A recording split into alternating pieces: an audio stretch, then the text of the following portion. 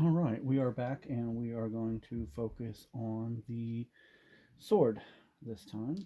And so, as mentioned before, I intentionally use the Wraithbone white light color as my base because, for one, my black that I'm using for my blade accepts perfectly fine, but for the handle itself and the grip, I'm going to use a Citadel Gorthor Brown, and again, got a larger brush that I'm taking directly out of the pot, the paint that I'm going to be using.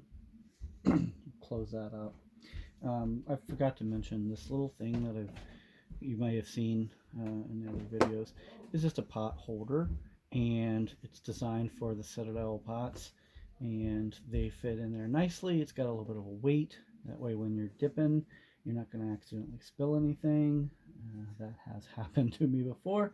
So, again, so directly out of the pot into my dish, and I'm going to add some water into the paint mix to thin it down so that it flows and that I get that nice, even, thin distribution that I'm looking for. And that right there is absolutely perfect.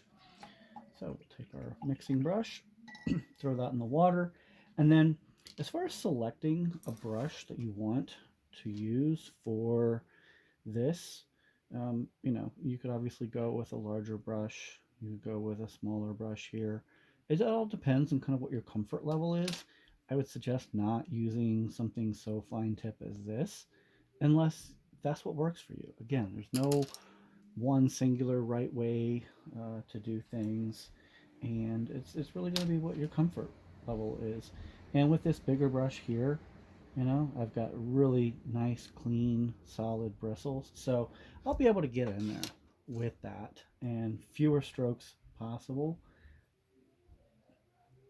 Well, fewer strokes needed, I guess. So I'm going to grab it by the blade, and then I'm just going to get right in, and I'm going to start applying the paint. And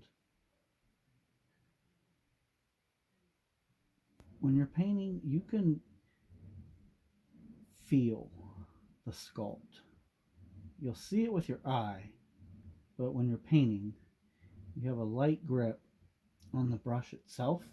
You can actually feel, excuse me, where that bristle wants to end.